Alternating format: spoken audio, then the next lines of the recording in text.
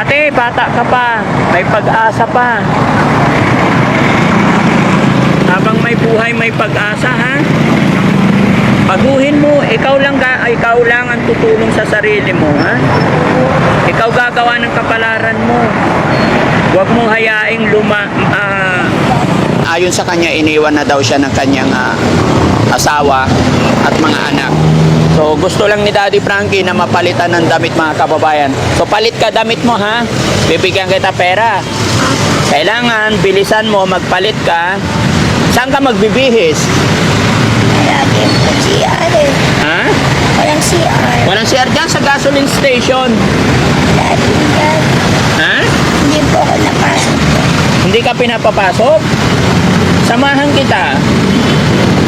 Ha? Kasi mga kababayan, may short naman siya, kaya lang basa. Saan ko siya pwede magbihis? Meron ba? Ha? Ha? Ayan, oh. Ito gasoline station. Diyan ka magbibihis.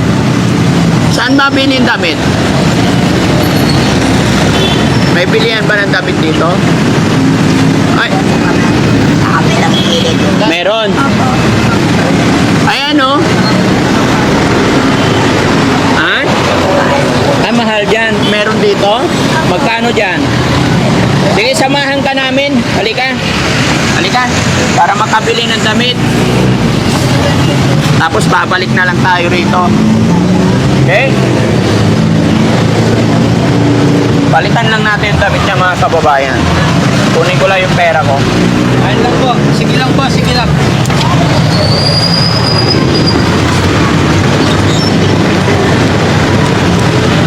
Hello po. Ay, hello ma'am. Hello po. Thank you po.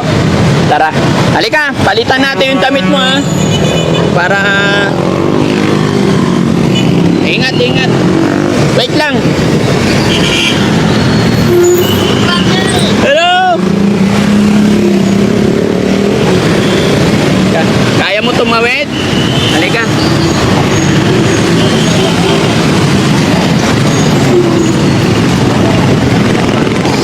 Pati tsinelas. Halika.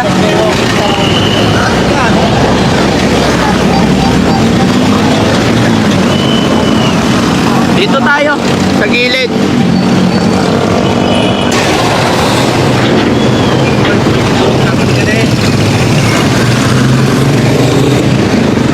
Ayan, oh, sa labas.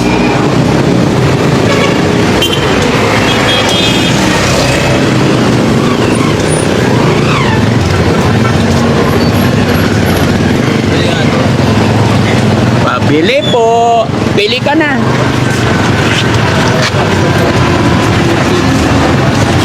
Damit tsaka ano. Yan. Oo, bra. Lahat, ha? Ayan, bigyan mo siya ng bra niya, ate. Tsaka damit. Tsaka panty. Pili ka, ate.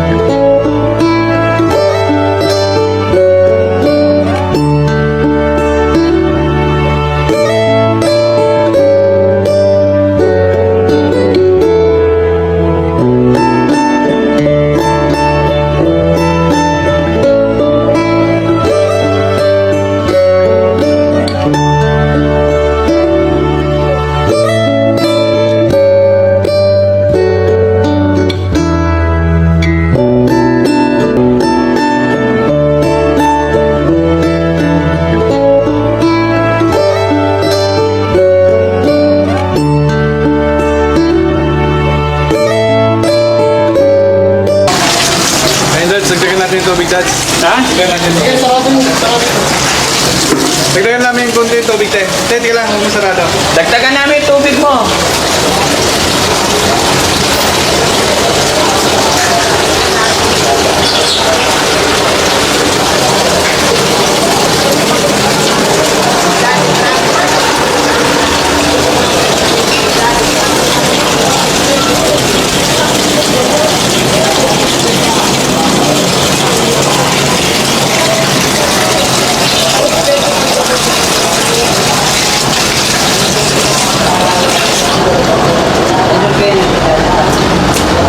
Ate, ito po. Kunin mo dito sa harap ng pintuan mo. Wait lang. Nakapagsabon ka na ba? Sabunin mo muna maigi yung katawan mo. Dali, pusin mo yan. Sabunin mo ng safeguard. Magsabon ka muna. Dali, asan mo yung safeguard mo? Magsabon ka. Magsabon ka.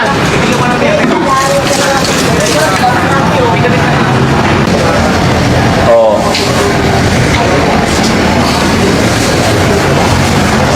Ito, turn around, sit down. Karga mo yung mga ano. Oh, ito rin yung ano, pamalit mo bukas, ha? Tara, balik tayo doon. Ba't di mo sinuot yung bra mo? Doon na po. Ha? Hindi po masakit. Hindi ka? Hindi may kapit. Hindi maikabit yung bra. Yung damit mo, ha?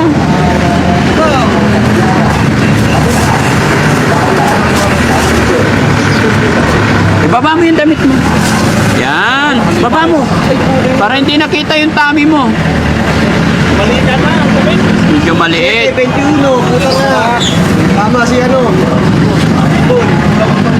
Ang tama? 71.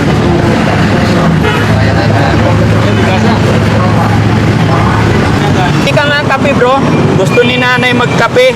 Tsaka tinapay. Kasya na. Ikaw na, gusto mo magkape? Isa lang. Oo. Tsaka tinapay. Usap lang muna tayo, Nay, ha?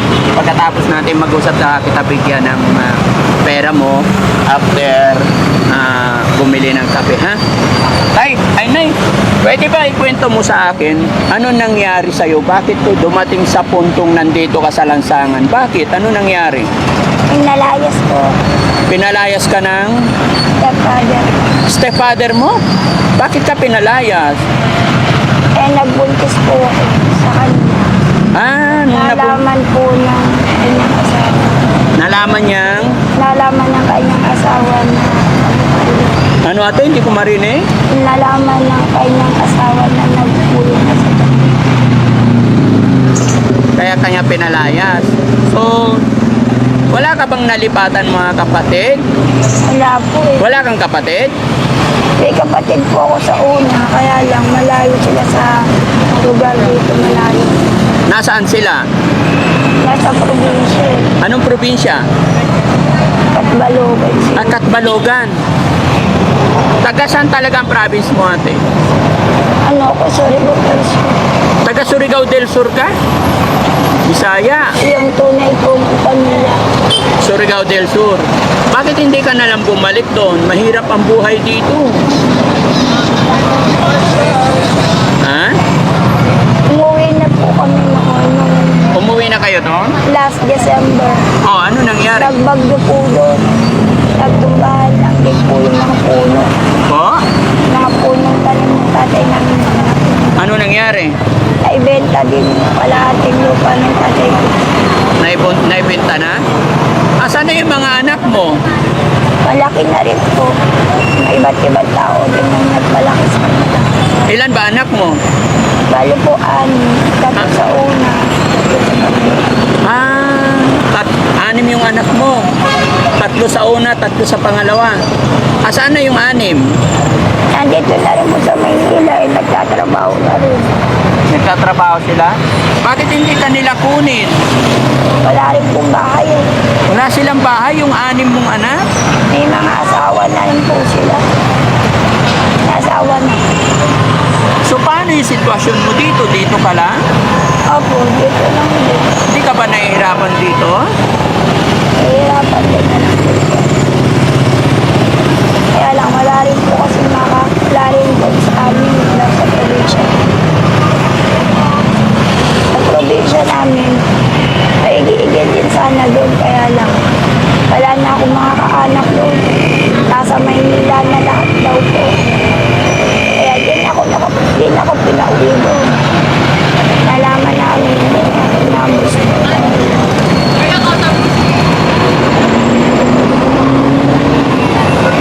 Nakikita ba kayo ng mga anak mo?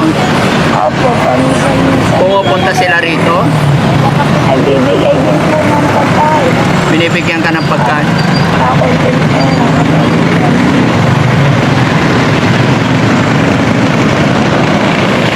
Dapat ate, sumama ka na lang sa mga anak mo, sa bahay nila. At least hindi ka naarawan dito, nauulanan. Magkakasakit ka lalo dito. Di ba? Paano yung pagkain mo dito? Araw-araw? Hinihingi ko po sa kantin. Ha? Hinihingi ko sa kantin. Nangihingi ka lang? Araw-araw lang nangihingi? Opo, wala din po. Bakit hindi ka maghanap ng trabaho? Nag-a-apply din po. Kaya lang wala po.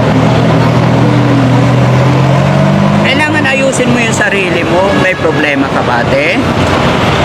Nirate po ako nung araw. Ha? Nirate po ako nung... Nirape ka nung araw. Paano nangyari yun? Kaya nga po. Ha? Nirate ako nung... So yun ang problema mo. Paano nangyari? Sino yung gumawa yun? Pinasok po yung bahay. Tapos po pinatay yung asawa sa loob. Ano? Pinatay yung mister Pinatay ang mister mo? sa loob ng bahay. Totoo ba yun? Anong hanap buhay nyo dati nung buhay pa yung mister mo?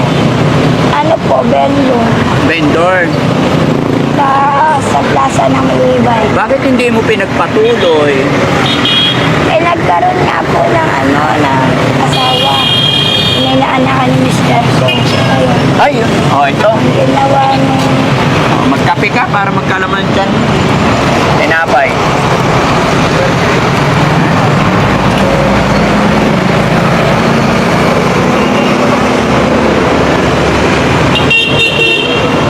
Dapat kasi ate mag-apply ka ng trabaho, bili ka ng damit mo, yung stay-in.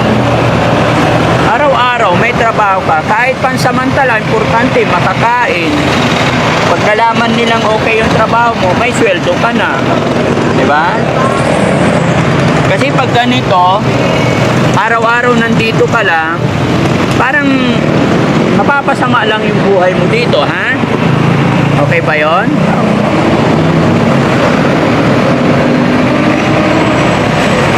May mga gumugulo ba sa isip mo? Wala naman. Wala po.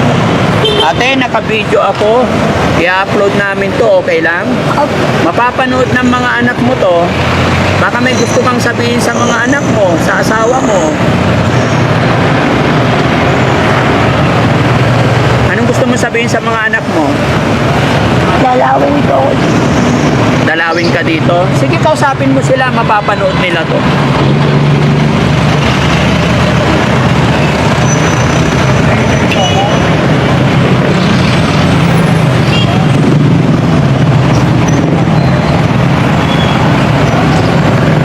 Yung nanay, tatay mo ate, buhay pa? Nasaan sila? Muslim din na. Muslim sila? Kausapin mo sila, baka matulungan ka nila. Ha?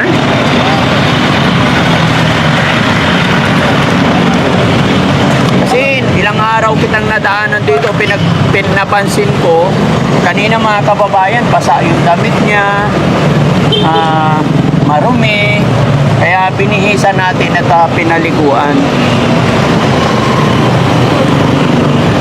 Ate, bibigyan kita pera mo, ha?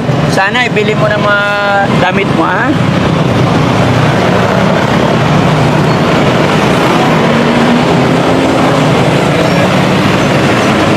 Marunong ka naman sa pera, ate. Opo. Naiingatan mo naman yung pera mo. Ha? O, ito ate, 5,000. Anong gagawin mo sa pera? Bibili ng damit sa pagkain. Damit sa pagkain. Sana ate, makapagsimula kang muli. Opo. Baguhin mo yung buhay mo ate, bata ka pa. Ha? May pagkakataon pa. Sige ate, pahiram mo na yung kape.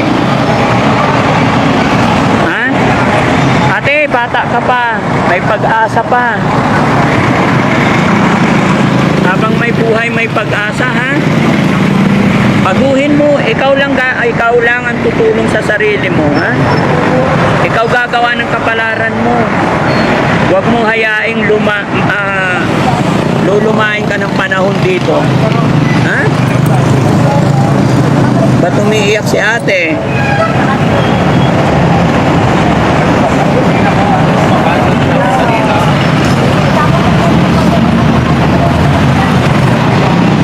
Anong masasabi mo ate, nakatanggap ka ng blessing sa araw na to?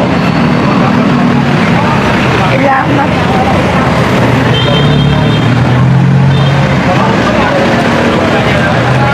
Sana ate, makarecover ka. Kung ano man yung problema mo sa buhay, kung ano yung mga pinaglalabanan mo, pag-pray mo lang kay God. Ha? Huwag kang magpatalo sa problema. Labanan mo, ha? Okay? Ako nga pala si Daddy Frankie. Kaibigan nyo ako. Ha?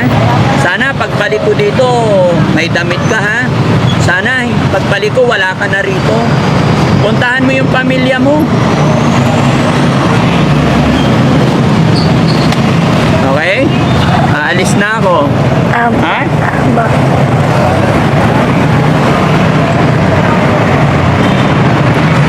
Okay ka lang? Alis na ako? Yes. Okay. Kunin ko lang yung mic ate. So ayan mga kababayan, mga kabarangay, no? Si ate po na nadaanan namin dito, wala siyang damit at yung kanyang pang-ibaba ay manipis lang at basa. Kaya minabuti ng Team Daddy Frankie na siya po ay bihisan, paliguan, bigyan ng pagkain. Busin mo yung kape mo ate. At binigyan din natin siya ng kaunting tulong pinansyal. Yan. Mga kababayan, mga ganitong mga kababayan natin, bigyan lang natin ng tulong pinansyal, gabayan lang natin, baka sakali makabangon pa silang muli, lalong-lalo na sa sitwasyon ni ate na bata pa. Ate, kaya mo yan, laban lang ha, huwag kang magpatalo, huwag kang magpagutom. Ano ba naging pinaka-problema mo ate? Bahay. Sa bahay. Sa bahay ninyo? kasi nangyari. Po? Sa bahay nangyari. Sa bahay nangyari. Inalayas kami ng tunay kong stepfather sa bahay. Ngayon yung lalaking yun, nagkaroon ng ako Sige. iniwanan na. Sige ate, tago mo yung pera mo. Sana nakatulong kami ngayon sa iyo, ha? So ayan mga kababayan, mga kabarangay, maraming salamat po. Dahil po sa inyo walang sawang pagtulong, pagsuporta kay Daddy Frankie, isa na naman kababayan natin ang natulungan sa